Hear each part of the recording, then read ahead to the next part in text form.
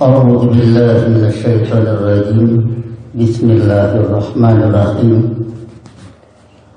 الحمد لله رب العالمين الرحمن الرحيم مالك يوم الدين إياك نعبد وإياك نستعين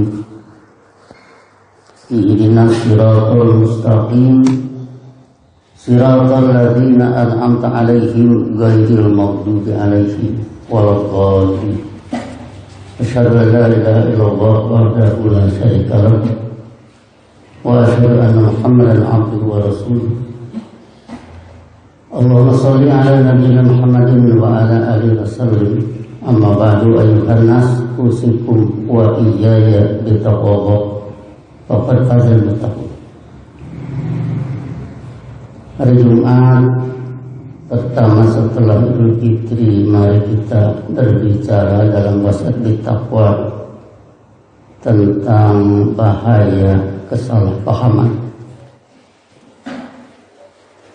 su'ul fahmi, kesalahpahaman atau misunderstanding. Ini berbahaya, akan memakan banyak korban.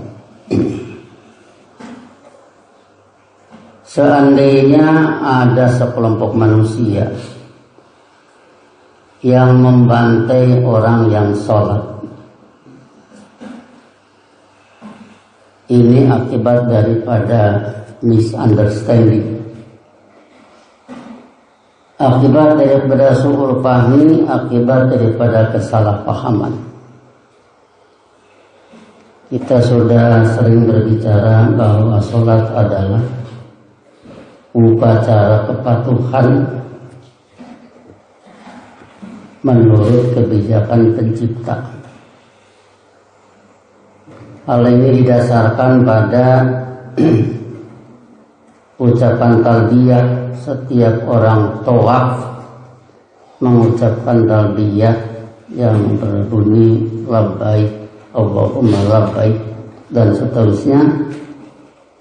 Labbaik sendiri berarti aku sambut panggilanmu dan dengan setia siap menerima perintahmu. Itu menurut Kamus Al-Munawwir. Jadi ucapan labbaik itu adalah ucapan kesediaan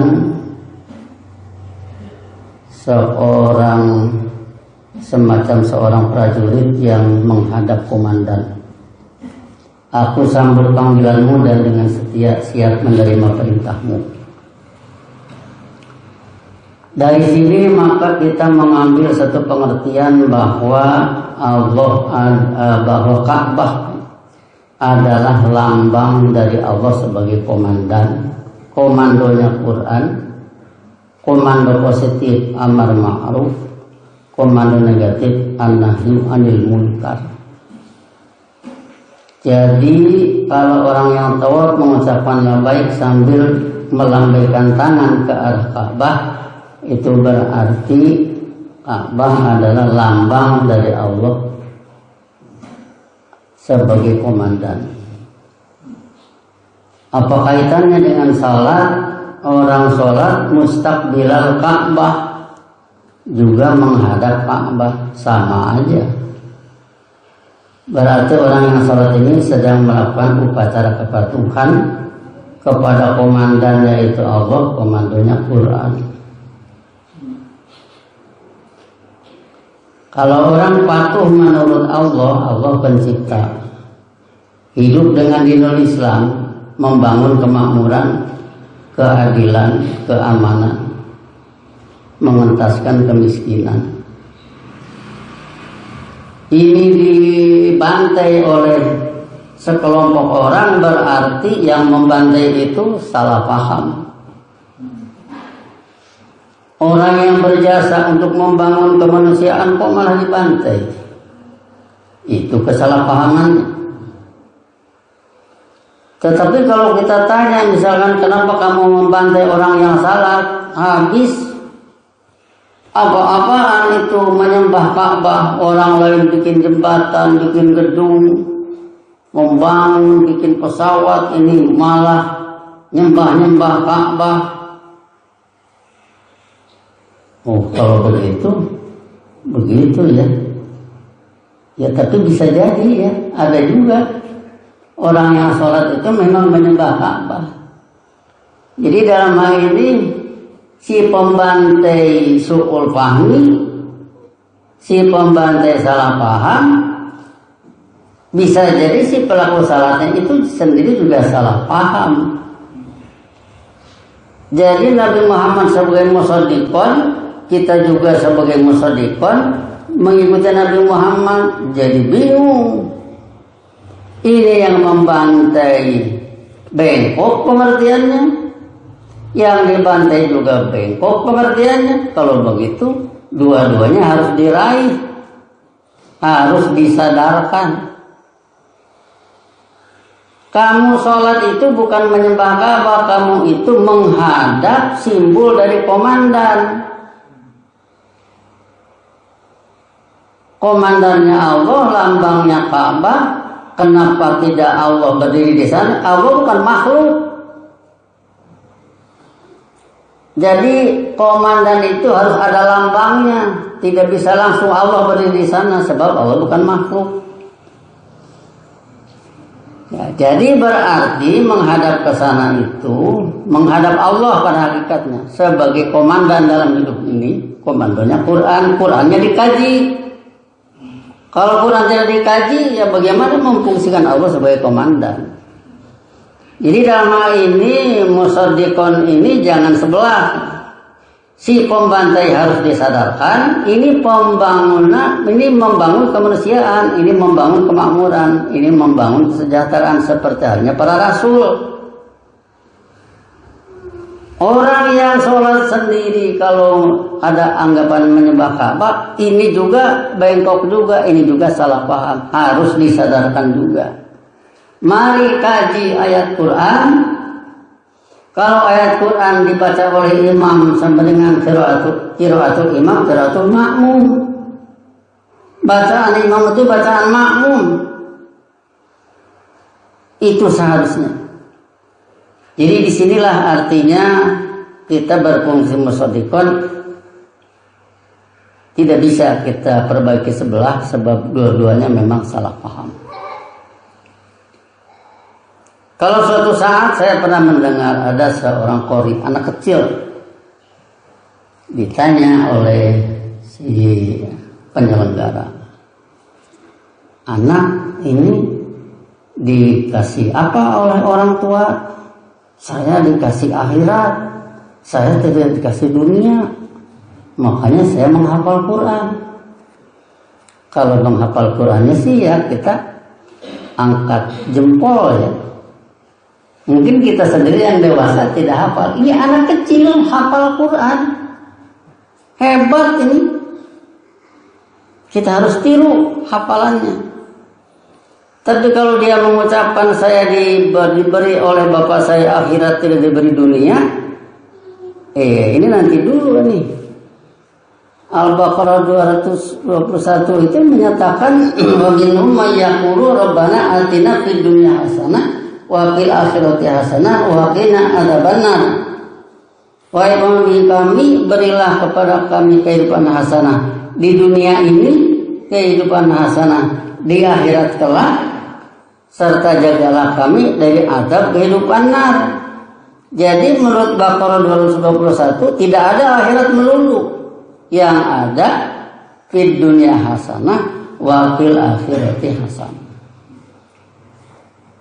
Jadi seyogyanya harus menyatakan, harus membangun kehidupan hasanah di dunia sebagai bekal untuk hasanah fil akhirat. Jadi jangan ada anggapan kalau orang sholat ini sama dengan hanya memperjuangkan akhirat. Bukan, inna sholata tanha 'anil fahsya wal munkar. Sholat itu mencegah dari kejahatan dan kemungkaran. Seandainya masyarakat bebas fahsya, bebas munkar, itu adalah imbalan, balasan dari Allah, ganjaran kepada pelaku sholat yang mengerti sholat. Dengan demikian maka membangun dunia ini untuk bekal pulang ke akhirat. Apalagi kalau kita menanggapi komentar Nabi Muhammad in qomati sa'atu wa qiyadi ahadikum fasilatun fa in istata'a alla taquma hatta yagrisaha fal yagrisha. In qomati sa'ah, apabila kiamat hampir terjadi, sudah hampir terjadi ini. Wa qiyadi ahadikum fasilatun, sedangkan pada tangan salah seorang kalian ada bibit kurma. Fa in istata'a, kata Nabi Muhammad, seandainya bisa Allah takuma, tidak terjadi kiamat, hatta yagrisaha, hingga dia menanamnya, fal yagrisha, maka hendaknya dia menanamnya. Sudah hampir terjadi kiamat, tapi belum, masih sempat tanam, kata Nabi Muhammad. Kalau menanam kurma itu hasilnya nanti buah kurma. Kalau sudah berbuah, berarti membangun kemakmuran. Maka dari itu, dari hadis ini, bangunlah kemakmuran walaupun hampir terjadi kiamat, tapi belum kiamatnya. Apalagi misalkan kapan ini kiamat, kita tidak tahu. Jangan-jangan masih jauh misalkan. Ya jauh atau dekat urusannya gue kita tidak tahu kan. Tetapi yang jelas belum, bangunlah kemakmuran. Seperti halnya dalam hadis tadi. Jadi disinilah kita, kalau seorang anak tadi mengatakan saya menghafal Quran karena bapak saya memberi akhirat, hafal Qurannya hebat, kita angkat jempol, tetapi komentar bapak saya memberi akhirat melulu, ini su'ul fahmi.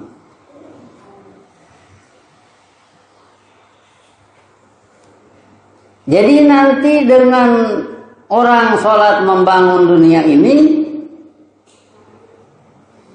fa idza qudiyatis sholat fantasiru fil ardi wabdagu min fadlillah, apabila sholat telah dilaksanakan maka menyebarlah di permukaan bumi, carilah karunia Allah untuk kemakmuran bersama, bukan untuk kekayaan sendiri, tapi untuk kemakmuran bersama. Ya, untuk dimakan oleh sendiri karena berkepentingan, tapi mimma razaqnahum yunfikun, dari apa yang kami karuniakan kepada mereka, mereka mengeluarkan anggaran untuk biaya hasanah di dunia.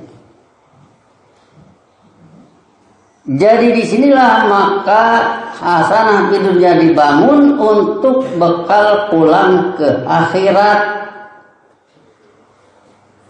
Jangan sampai terjadi misunderstanding, kesalahpahaman.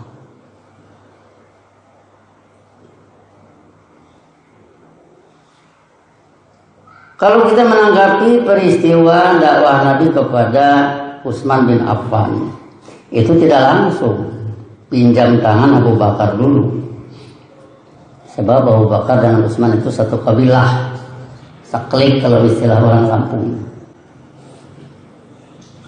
Apa dakwah Abu Bakar kepada Utsman bin Affan? Tidak cerita ilmu, sebab sudah tahu sikap Utsman itu sombong terhadap dakwah Nabi Muhammad. Maka Abu Bakar ceritanya, Utsman, kamu ini sombong amat, nggak terima dakwah Nabi Muhammad. Sebab kita adu panjang, konvoikan unta kamu, adu panjang yang konvoi unta saya. Abu Bakar berani berbicara begitu karena memang Abu Bakar lebih kaya daripada Utsman. Tetapi walaupun kaya seperti itu, bukan untuk memakan sebuah pulau, kemudian setelah itu memakan pulau yang lainnya, setelah itu negara dijual, bukan itu. Itu adalah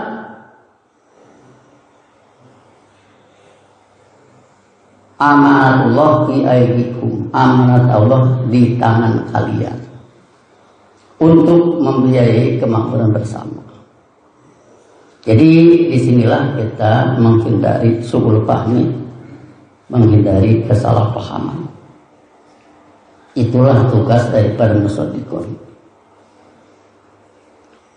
Kemudian kalau kita menanggapi Al-Baqarah 177, laisal birra an tuwallu wujuhakum qibalal masyriq wal maghrib. Bukanlah pembangunan kehidupan yang bertujuan ihsan bahwa kalian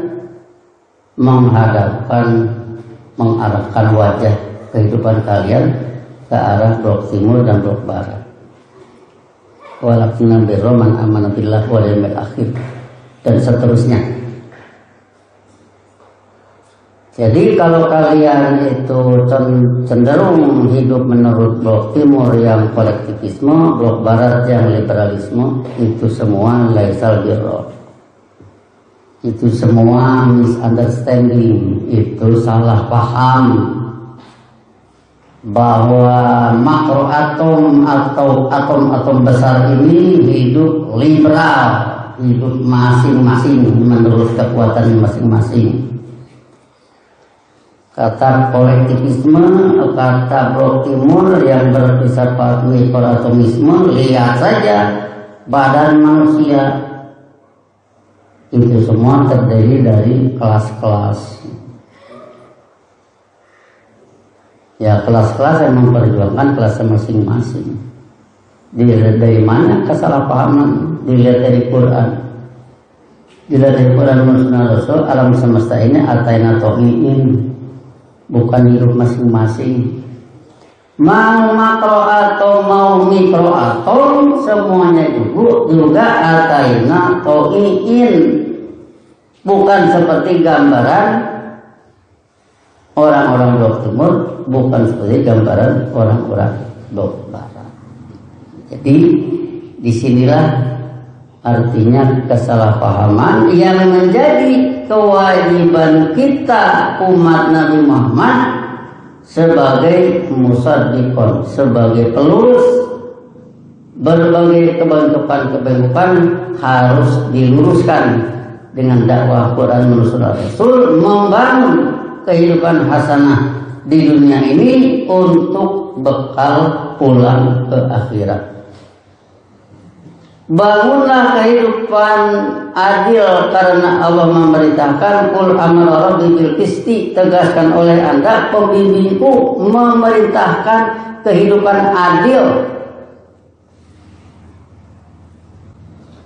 Pembimbingku menyatakan dengan lilafi Quraisyin ilafihim rihlatas syita'i wasoid, mengapresiasi upaya Quraisy mengadakan perjanjian keamanan dalam urusan perniagaan musim dingin dan musim panas.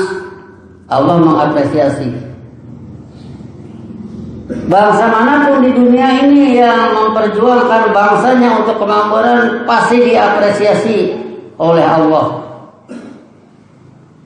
Tetapi tidak cukup sampai di sana.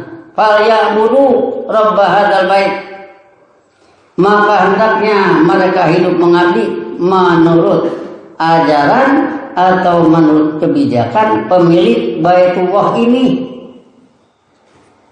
Alladzi at'amahu min ju' wa amanahu min khauf, yang memberi makan mereka lepas dari kelaparan serta mengamankan mereka lepas dari rasa takut. Jadi kalau suatu bangsa berjuang untuk bangsanya, untuk makan bangsanya, untuk kemakmuran bangsanya, itu perlu diapresiasi. Tapi jangan hanya itu. Hidup mengabdilah menurut kebijakan pemilik Baitullah ini. Fal ya'budullah, Allah pencipta semua, hidup mengabdilah menurut ajaran Allah, hidup mengabdilah menurut kebijakan Allah. Apa hidup mengabdi menurut kebijakan Allah? Harus baca Quran, harus sholat, harus paham ayat.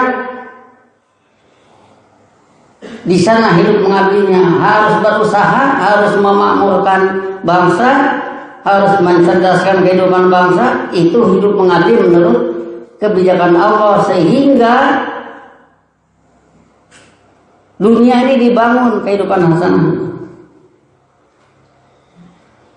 Jangan jadi cemoohan orang lain membangun segala lebih pandai itu dan ininya, sehingga kita sendiri kagum-kagum, tapi sayang mereka tidak pernah melirik kebijakan pencipta. Padahal pencipta selalu berfungsi pada dirinya. Apa yang disayangkan dari sikap Fir'aun? Yang disayangkan dari sikap Fir'aun, begitu kaya, begitu berkuasa, disayangkan dia tidak sadar bahwa Allah berfungsi pada matanya. Dia ngejar-ngejar Nabi Musa, pasti matanya dibuka. Ketika dia melihat Nabi Musa, matanya membuka. Kemudian kalau Allah tidak berfungsi pada matanya, nggak bisa dia melihat Nabi Musa. Kalau dia ketika ngejar-ngejar Nabi Musa ingin berak misalkan, masuk ke WC, kemudian berak, kemudian cebok, setelah cebok itu anusnya nutup kembali, itu fungsi Allah. Sayang tidak ada kesadaran tentang fungsi Allah, fungsi pencipta pada dirinya. Ujungnya terus ngejar-ngejar Nabi Musa.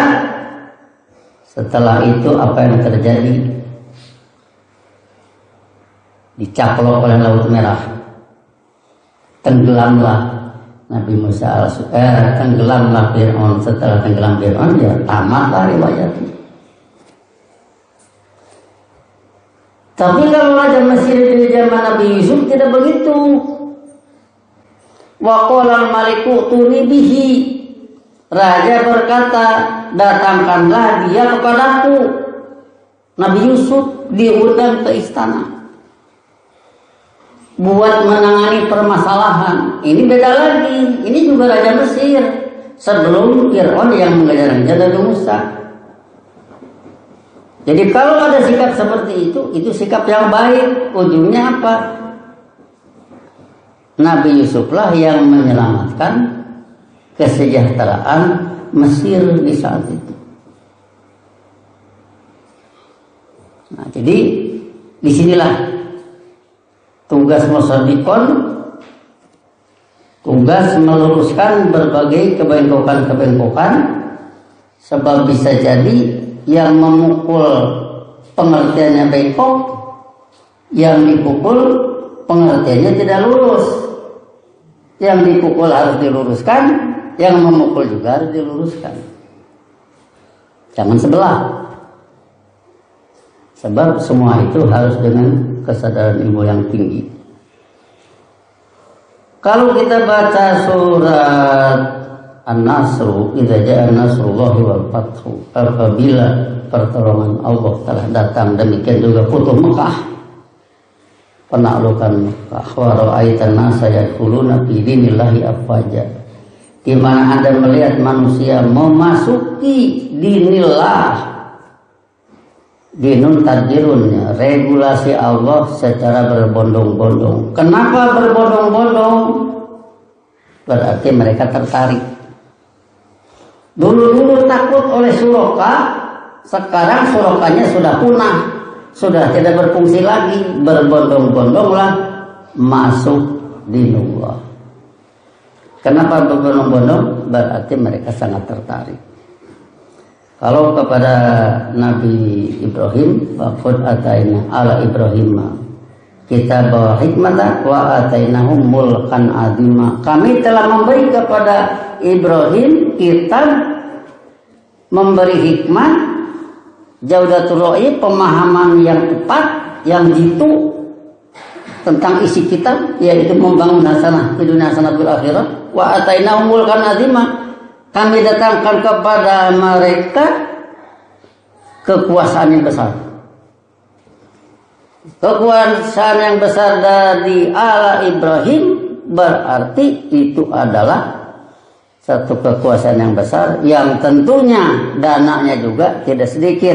Tidak mungkin kekuasaan yang besar yang dananya hanya 200.000, tidak mungkin.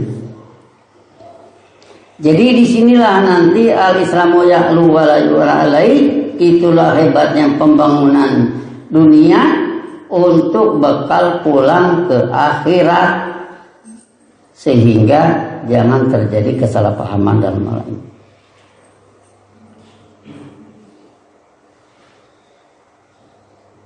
Barakallahu li wa lakum bil Qur'anil azim wa nafa'ani wa iyyakum bima fihi min ayatin wa dzikril hakim. Wa taqabbal minni wa minkum tilawatahu. Innahu samiul alim. Wastaghfiruh innahu huwal ghafurur rahim.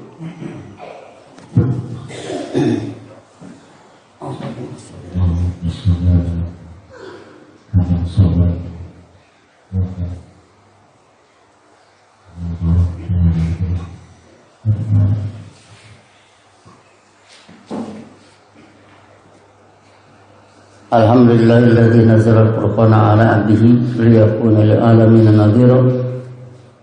Asyhadu an la ilaha illallah wahdahu la syarikalah wa asyhadu anna Muhammadan abduhu wa rasuluh. Allahumma shalli ala nabiyyina Muhammadin wa ala alihi wasallim. Amma ba'du ayyuhan nas, usikum wa iyaya bittaqwallah faqad fazal muttaqun. Kita kemukakan permasalahan tadi, atau saya kemukakan permasalahan tadi, bukan berarti saya yang terhebat,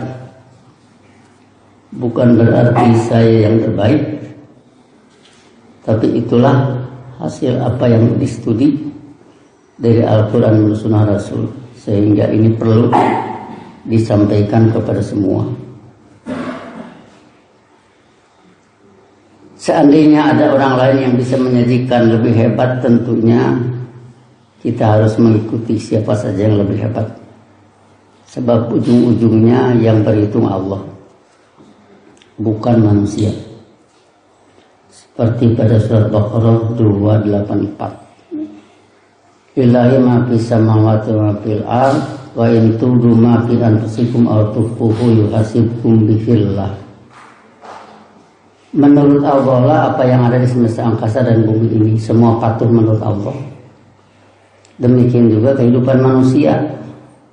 Kehidupan manusia, tubdu ma fi anfusikum, kalian demonstrasikan apa yang ada dalam diri kalian menjadi omongan dan laku perbuatan, atau kalian sembunyikan menjadi aqdun bil qalbi. Ujung-ujungnya apa? Yuhasibkum bihillah.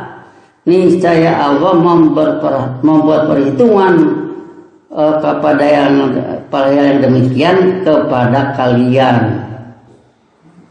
Apa hasilnya? Fayaghfiru liman yasha wa yu'adzibu man yasha.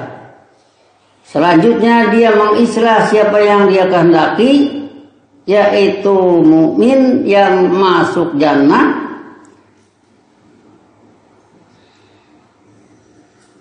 atau yu'adzibu, yuhasibkum bihillah fayaghfiru liman yasha wa yu'adzibu man yasha, atau dia mengadab siapa yang dia kehendaki, yaitu yang berkehendak kufur.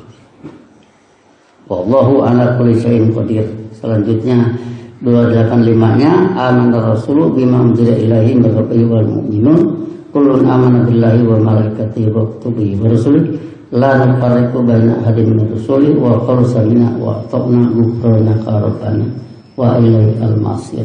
Ujung-ujungnya minta maghfirah atau ajaran Allah lah yang bisa mengislah ini semua, dan kembali ujungnya kepada kebijakan Anda.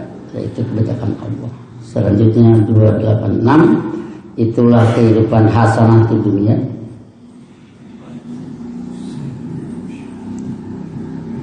Yang Allah wujudkan, sehingga dengan demikian maka berwujudlah hasanah dunia pada ayat 286. Itulah yang perlu kita perhatikan semua. Ini adalah pembangunan hasanah di dunia, hasanah di akhirat, sehingga dengan demikian semoga kesalahpahaman ini berujung sampai di sini dari upaya kita membentangkan tabayyana rusdu minal ghayyi, Al-Quran dan Sunnah Rasul, yang tentunya walaupun di sini di suatu kampung yang kecil tidak ada artinya dari dunia ini, tapi walaupun begitu kita kembangkan ini, semoga bermanfaat bagi semua pihak. Allahumma sholli ala nabiyyina Muhammad wa ala alihi wasallam. Rabbana la tuzigh qulubana ba'da idh hadaytana wa hab lana min ladunka rahmatan innaka antal wahhab. Rabbana hab lana min azwajina wa dhurriyyatina qurrata a'yun waj'alna lil muttaqina imama. Rabbana innana sami'na munadiyan yunadi lil iman an aminu bi rabbikum fa amanna. Rabbana faghfir lana dhunubana wa kaffir anna sayyi'atina wa tawaffana ma'al abrar. Allahumma ij'alna muqimis shalat wa dhurriyyatana faj'al afidatan minan nasi tahwi ilaina. Allahumma ij'alna wa dhurriyyatana munfiqina mimma razaqtana sirran wa alaniyatan.